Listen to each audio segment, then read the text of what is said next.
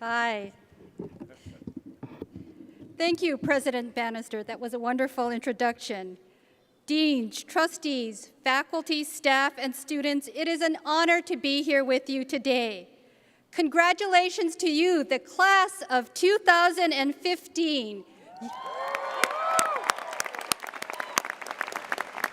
You have made it. Today is your day, a well-deserved moment of triumph, a celebration after long hours of study, I'm sure some days of frustration, and those last-minute all-nighters. I had a few of those. I also know it will be some of your most memorable years and the start of some lifelong friendships. For many of you, you've achieved the hopes and dreams of your parents and families and friends, and they have supported you and helped you to get to this moment. So let's thank them with a huge round of applause.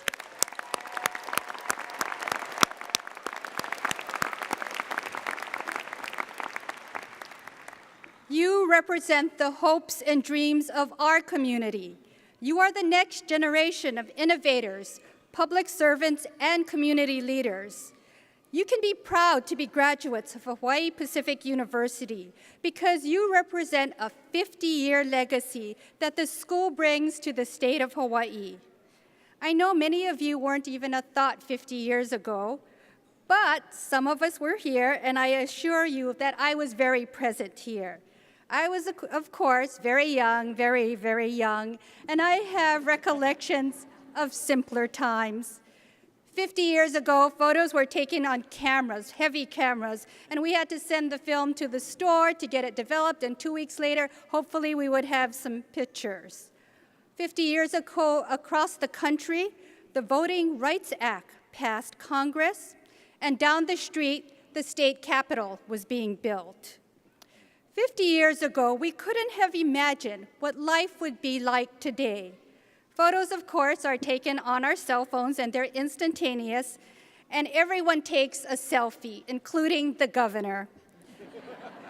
Across the country, in Washington, D.C., a local boy born and educated in Hawaii is President of the United States.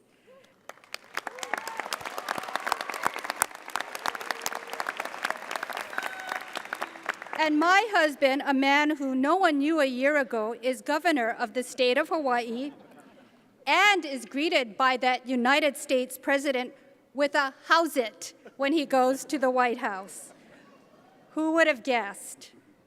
When we look back, it's amazing to see how far we've come.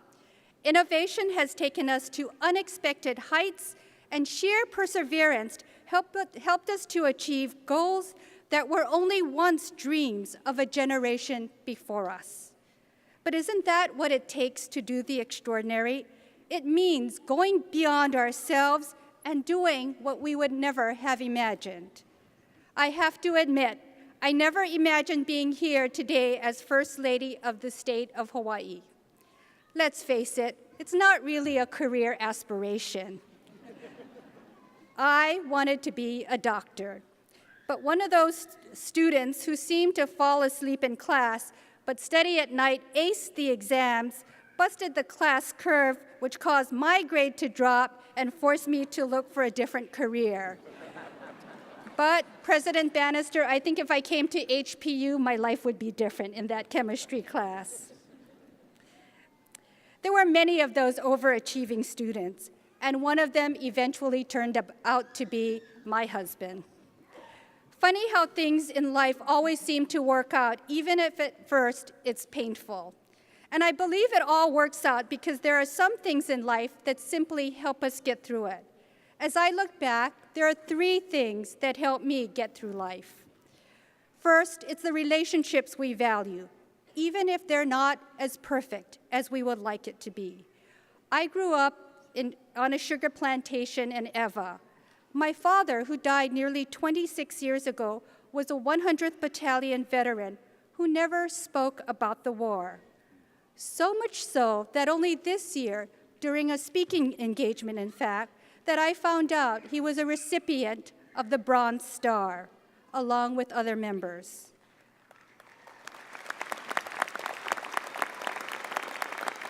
He and many others would appreciate that. My mother, who also did not know, confirmed it when we went through my father's discharge papers that were stored for decades in a bank box. It's not hard to look at it with regret because of all the opportunities I lost to hear his stories and learn more about his courage in battle. But instead, my relationship with him was simply for who he was. He was my father who believed in me no matter what, and no matter who I was or what either of us accomplished. That was more important to him. And that's what kept me strong during difficult times. Even if the relationship isn't always perfect, enjoy the time you have with your loved ones who support you. They are the ones who help you get here today. And trust me, your time with them and the memories you share, like the ones you will share today, will last a lifetime. Second, you have to believe in yourself and trust that gut instinct. It's that feeling when you know something is right. When my husband announced that he would be running for the governor of the state of Hawaii, people thought we were crazy. People actually told us many times that we were crazy. But I think they were protecting us from what they thought would be the inevitable. David, you see, had little to no name recognition except in our community of Pearl City and Aiea. But my husband believed in doing the right things for the right reasons, and he kept repeating that everywhere he went. He never thought of losing, even if the polls showed him trailing pretty far behind. It was as if something inside said if he remained focused and true to his values, he would succeed.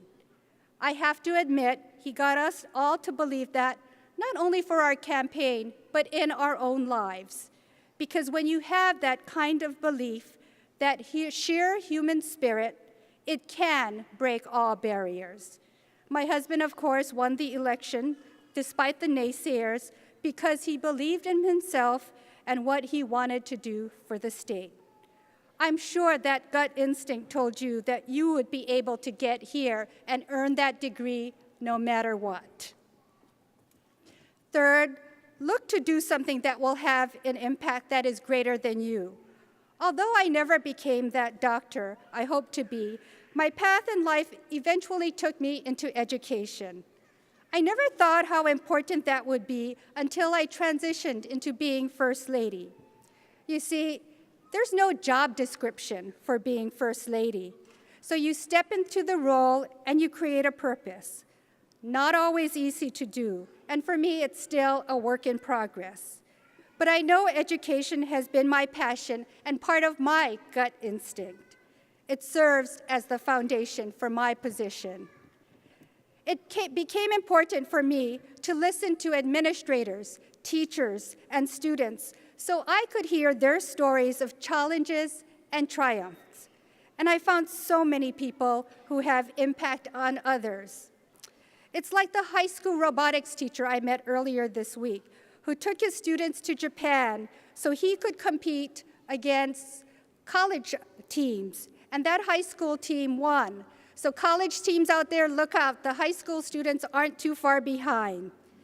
It's the administrators who empower their schools to move ahead despite the challenges and obstacles. And it's the HPU students who spoke about their dreams for the future and how they aspired to give back to their community. When I spoke to them, some of you wanted to help disadvantaged high school students through the arts. Some of you want to rebuild and strengthen our community. And some of you want to make government more efficient and work better for the people. And we certainly need more people like you. My journey as First Lady has just begun, and students, you have inspired me. And I invite you to join me as we work together to have an impact on our community. As graduates of Hawaii Pacific University, you have much to be proud of. For those of us watching, we have high expectations of you. HPU gave you a powerful gift. It's more than a piece of paper, a degree, or title, but those are really important too. HPU has given you the strength, the courage, and the heart to meet those challenges of today and in the next 50 years. So as you leave HPU, take that gift back into your communities and share with others what you have learned in Hawaii. Kapuna Auntie Pilahi Paki said that the world will turn to Hawaii as they search for world peace because Hawaii has the key. And that key is aloha. That spirit of aloha has been part of your time at HPU and will always be there as you make a difference for your community. So treasure the relationships you've made here. They will follow you for the rest of your life. Believe in yourself and that gut instinct. Listen to your voice so you can be true to yourself and don't let others define you.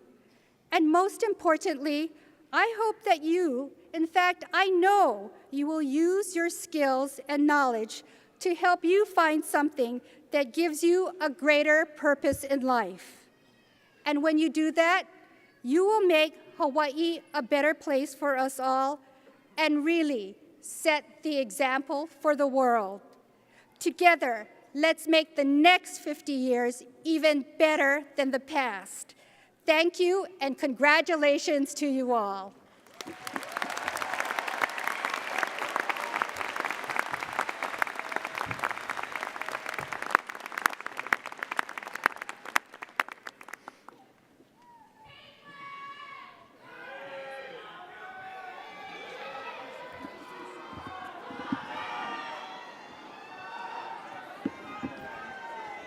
Dawn, thank you for your generosity of spirit and passion for the mission of Hawaii Pacific University and for providing such inspirational remarks for our graduates as they begin a new chapter in their lives.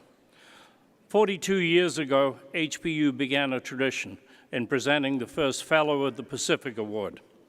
Presented at commencement, the award has been conferred upon 85 individuals since 1973, honoring outstanding community leaders for contributions to Hawaii, the Pacific Rim, and the university.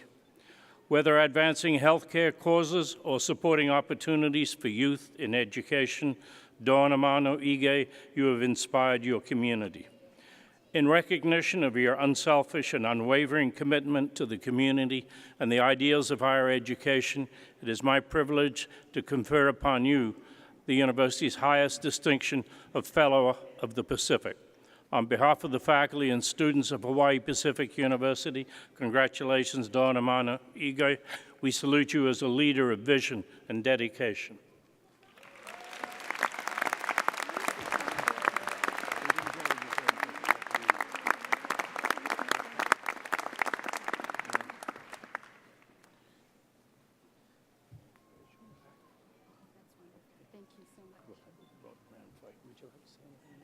To the crowd?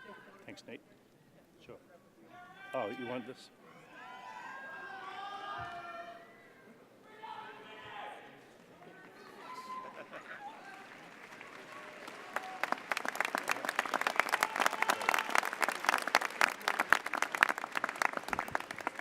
Thank you so much. I'm speechless. This was quite a surprise for me, and it is an honor to receive this.